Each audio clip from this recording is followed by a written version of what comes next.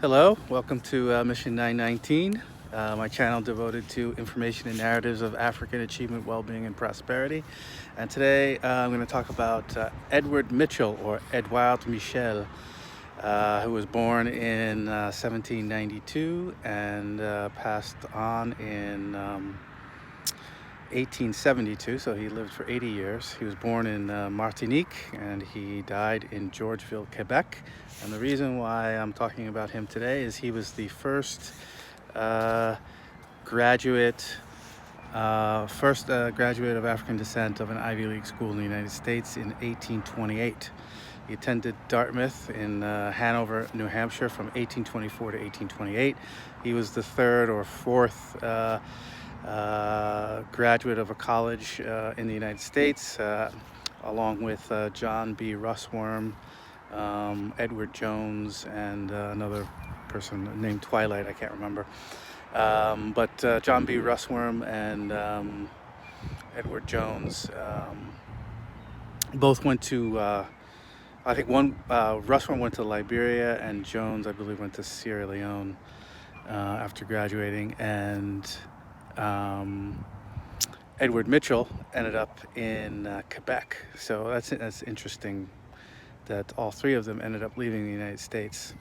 So Edouard Michel, or Edouard Michel, as I will call him from now on, was born in 1792 in Martinique, which is a French colony under the slave system, similar to Haiti. Had similar social structure, white population, mixed race or mulatto population, some free, probably some not, and a large black population, mostly enslaved. And there were strict rules. They had called it the Code Noir, trying to maintain the slavery system. Now, Edouard Michel, born in 1792, this is a few years after the U.S. Constitution, and 1 year after the beginning of the Haitian Revolution. And when he passes on, slavery has been ended in most of the Americas. Abolition is passed in Britain and in France, and in Britain 1833, France 1848, Civil War in the United States 1865, 1872 is in the middle of Reconstruction. So a tremendous amount of things happened in those 80 years. Now, when he was in Martinique during the 1790s, until I think he left in 1810. Yes, 1810. So basically, not only the Haitian Revolution, but the Napoleonic Wars were taking place. Britain actually conquered Martinique on at least two occasions during his life there. In fact, the second time they conquered it I think was the impetus for him to leave. He became a sailor once when he was 14 or 15, and then when he left, when he was 17 or 18, he became a crew member of a ship called Hortense, under a U.S. Captain Prentice. And this is how he made it to the United States. And he was in Portland for a while, Portland, Maine. And then about a year later, in Portland, Maine, he met two ministers. He had a religious conversion, you could say. Two ministers, Reverend Bayman and Payson, and they had a tremendous influence on him. He moved to Philadelphia, 1811 to 1820, and he established a life there. He had at least somewhat regular work. I think he was listed as a porter. He married. He had two children. And he was a part of the African American Society there. He was part of the Bible Society that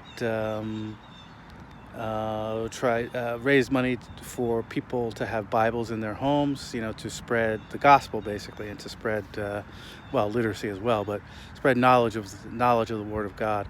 And so he was part of this organization that included Richard Allen, Bishop Richard Allen, founder of the African Methodist Episcopal Church, Absalom Jones, James Fortin, who was the wealthiest African American in the Philadelphia community. And so Philadelphia was really the most important black community in the North, in the United States, free black community, certainly. And so he was part of that society. He had a wife, he had two children, but by 1820, his wife has died, and both his two children have died.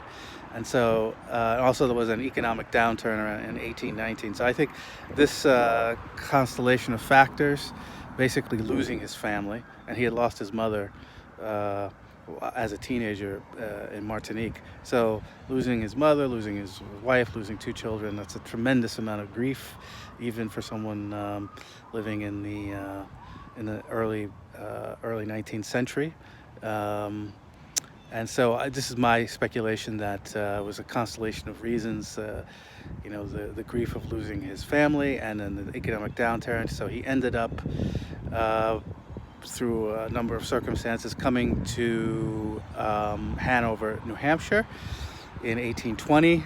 He basically became friends, or became a trusted, I don't know if servant is quite the word, of the president of Dartmouth. And basically his religious conversion deepened. He wanted, he studied, he was self-taught, he studied Latin and Greek, and he managed to pass the entrance exam to Dartmouth.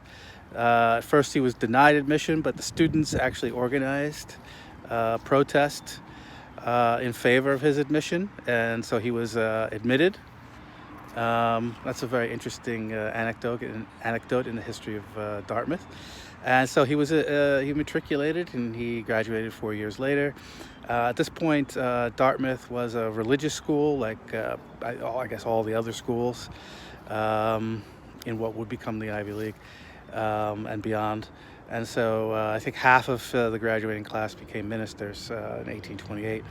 So after that, he becomes a minister in Vermont, and then later in Quebec, in a place called Georgeville, Quebec, near Lake Magog, I believe, or Memphrey Magog.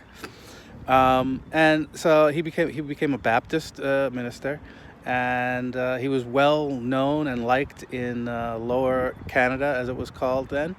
And he basically became a farmer. Well, he acquired almost 300 acres of land, about a third of which he cultivated. And he married a daughter of a Baptist minister. Ruth Cheney was her name, and he had, I believe, at least 3 children. And he became a well-respected, well-known, well-liked, and well-thought-of minister and theologian. There's records, his papers and other information about him in the McCord Museum in Montreal, Quebec, McCord Museum of Canadian History in Montreal, Quebec. And so, he had a very interesting life. He basically merged into white society, which I think was, which was a vector along which some or a significant number of black people who could do that for whatever constellation of reasons, pursued. Whereas others left the country. Other people in his sort of similar situation of graduating from an elite college ended up leaving the country and going to Liberia. So there are many. There's many stories in the African American story in the African American history, and so Edouard Michel's example is one that we should not forget. And also, Dartmouth ended up accepting at least 20 other African Americans between 1828 and 1870, when the next Ivy League school, Harvard, graduated Richard T. Greener. So, that's an interesting story about Dartmouth, that they had that early openness to African American students. So, in the name of the ancestors, in the name of the unborn, who are the same, Ashe, Ashe, Ashe, and we'll see you soon.